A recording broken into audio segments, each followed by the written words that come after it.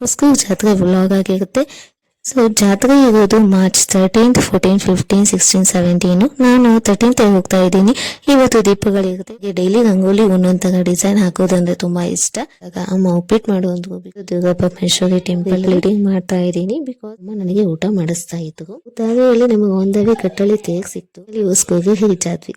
ಜಾತ್ರೆ ವೈಬ್ಸ್ ಅಂತೂ ನೋಡೋದಕ್ಕೆ ತುಂಬಾ ಎಲ್ಲ ರೆಡಿ ಮಾಡಿ ಇಟ್ಕೊಂಡಿದ್ರು. ಶೇಪ್ ಬೇಕು ಆ ಶೇಪ್ ಮಾಡ್ಕೋಬಹುದು. ಹೂಗಳಿಂದ ಎಲ್ಲ ಅಲಂಕಾರ ಮಾಡ್ಕೊಂಡು ಮದ್ದುಗಮ್ಮ ದೇವಸ್ಥಾನಕ್ಕೆ ತಗೊಂಡು ಹೋಗ್ತಾ ಇದ್ವಿ. ಎಲ್ಲಾ ದೇವರುಗಳು ಹೆಸರು ಹೇಳಿ ಬೆಳಗ್ಬೇಕು ಅಂತ ದೇವಸ್ಥಾನಕ್ಕೆ ಹೋದ್ವಿ. ಅಲ್ಲಿ ಈವ್ನಿಂಗ್ ಟೆಂಪಲ್ ಹತ್ರ ಹೋದ್ವಿ. ಮುಗಿಸ್ಕೊಂಡು ನಾವು ಮನೆಗೆ ಬಂದ್ವಿ. ಎಲ್ಲ ಮನೆಗೆ ಬಂದಿದ್ದಾದ್ಮೇಲೆ ನಾವೆಲ್ಲ ಇಷ್ಟು ಫಾಸ್ಟ್ ಆಗಿ ನೈಟ್ 1 o'clock ಆಗಿತ್ತು. ಹಸಿ ಕರ್ಗ ನೋಡೋಕೆ ಆಗದ ದೇವಸ್ಥಾನ ಹತ್ರನೇ ಹೋಗ್ತಾ ಇದೀವಿ. Hi hello guys, welcome back to Mala Ravikumar YouTube channel. ಎಲ್ಲರೂ ಹೇಗಿದ್ದೀರಾ? ಐ ಹೋಪ್ ನೀವೆಲ್ಲರೂ ಚೆನ್ನಾಗಿದ್ದೀರಾ ಅಂತ ಭಾವಿಸ್ತೀನಿ. ಇವತ್ತಿನ ವ್ಲಾಗ್ ಏನಂತ ಅಂದರೆ ಆಲ್ರೆಡಿ ತಮ್ಮನೆಲ್ಲಲ್ಲಿ ನೋಡಿರ್ತೀರ, ಹೊಸೂರು ಜಾತ್ರೆ ವ್ಲಾಗ್ ಆಗಿರುತ್ತೆ. ಎಸ್, ಯಾರಿಗೆ ತಾನೇ ಇಷ್ಟ ಆಗಿರುತ್ತಿಲ್ಲ ಜಾತ್ರೆಗೆ ಹೋಗೋದಕ್ಕೆ. ಅದರಲ್ಲೂ ನಮ್ಮ ಊರಂದರೆ ಹೊಸೂರು ಅಂದರೆ ತುಂಬ ಇಷ್ಟವಾದಂಥ ಊರು. ಬಿಕಾಸ್ ಅದು ನಮ್ಮ ಅಪ್ಪ ಊರು. ಸೊ ಎಲ್ಲರೂ ನಮ್ಮ ಊರಂದರೆ ಇಷ್ಟನೇ ಇರುತ್ತಲ್ವ, ಜಾತ್ರೆ ನೋಡಬೇಕು. ಅದರಲ್ಲೂ ದೊಡ್ಡ ಜಾತ್ರೆನೇ ನಡೆಯುತ್ತೆ, ಖುಷಿ ಆಗುತ್ತೆ. ಸೊ ಫ್ರೈಡೇನೇ ನಾನು ಹೋಗ್ತಾ ಇದ್ದೀನಿ. ಸೊ ಜಾತ್ರೆ ಇರೋದು ಮಾರ್ಚ್ 13th, 14, 15, 16, 17. ನಾನು 13th ಹೋಗ್ತಾ ಇದ್ದೀನಿ. ಇವತ್ತು ದೀಪಗಳಿರುತ್ತೆ, ನಾಳೆ ತೇರು ಇರುತ್ತೆ, ಸಂಡೇ ಫುಲ್ ಜಾತ್ರೆ ಇರುತ್ತೆ, ಮಂಡೇ ಕರ್ಗ ಇರುತ್ತೆ, ಟ್ಯೂಸ್ಡೇ ತೇರುಗಳೆಲ್ಲ ಹೋಗುವಾಗ ಊರಿಗೆ ಹೋಗ್ತಾ ಇರುತ್ತೆ. ಸೊ ಡೇ 1 ಏನೇನಾಗುತ್ತೆ ಹೇಗಿರುತ್ತೆ ಅಂತ ಒಂದೊಂದಾಗಿ ತೋರಿಸ್ತೀನಿ. ಅದಕ್ಕೆ ನಾನು ಬೆಳಗ್ಗೆ ಎದ್ದು ಎಲ್ಲ ಆಚೆ ಎಲ್ಲ ಕಸ ಗುಡಿಸಿ ನೀರಾಕಿ ರಂಗೋಲಿ ಹಾಕ್ತಾ ಇದ್ದೀನಿ. ನನಗೆ ಡೈಲಿ ರಂಗೋಲಿ ಒಂದೊಂದು ಥರ ಡಿಸೈನ್ ಹಾಕೋದಂದ್ರೆ ತುಂಬ ಇಷ್ಟ. ನೋಡಿ ಹೇಗಿದೆ ಅಂತ ರಂಗೋಲಿ.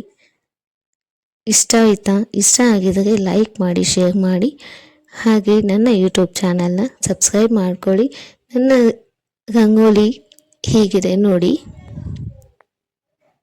ಸೊ ರಂಗೋಲಿ ಎಲ್ಲ ಮುಗಿಸ್ಕೊಂಡು ನಾನು ಬಂದಿದ್ದು ಅಡುಗೆ ಮಾಡೋದಕ್ಕೆ. ಇವತ್ತು ಟಿಫನ್ ಏನು ಮಾಡಲಿ ಅಂತ ಅಮ್ಮನ ಕೇಳಿದಾಗ ಅಮ್ಮ ಉಪ್ಪಿಟ್ಟು ಮಾಡು ಅಂದರು. ಬಿಕಾಸ್ ಮಕ್ಕಳಿಗೆ ಎಕ್ಸಾಮ್ ಇರೋದ್ರಿಂದ ಬಾಕ್ಸ್ ಇಲ್ಲ.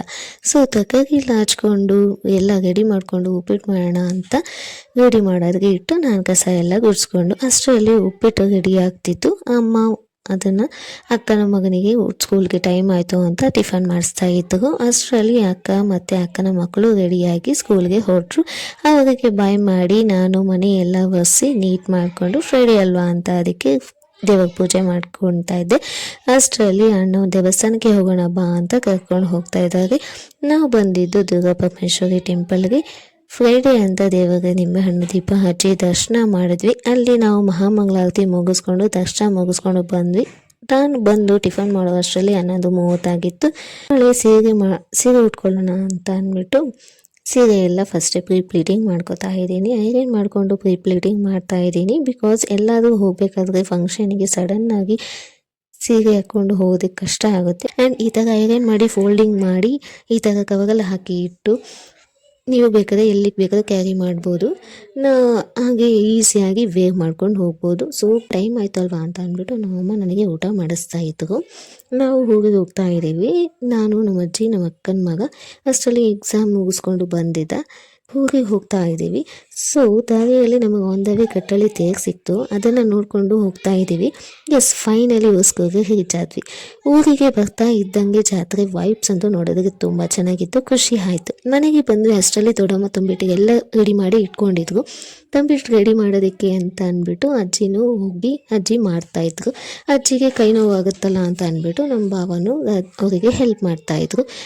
ತಂಬಿಟ್ಟು ಆಗೋ ಅಷ್ಟರಲ್ಲಿ ಎಲ್ಲ ರೆಡಿ ಮಾಡಿಬಿಡ್ಬೇಕು. ಸೊ ರೆಡಿ ಮಾಡಿಕೊಂಡು ಹೋಗೋ ಅಷ್ಟರಲ್ಲಿ ಎಲ್ಲ ಯಾವ ಶೇಪ್ ಬೇಕೋ ಆ ಶೇಪ್ ಮಾಡ್ಕೋಬೋದು. ಹಾಗಾದರೆ ಅದು ಆಗೋಗುತ್ತೆ, ಒಣಗೋದಾಗ ಶೇಪ್ ಮಾಡೋದಕ್ಕಾಗಲ್ಲ ಅಂತ ನಾನು ಅವ್ರಿಗೆ ಹೆಲ್ಪ್ ಮಾಡ್ತಾಯಿದ್ದೆ.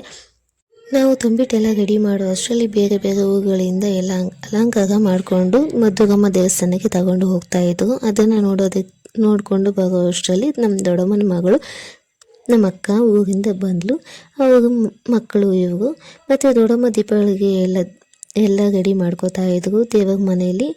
ಆಗ್ಲಿಂದನೂ ಮನೆಯಲ್ಲಿ ದೀಪಗಳನ್ನು ಬೆಳಗೋದಕ್ಕೆ ಪದ್ಧತಿ ಇಲ್ಲ.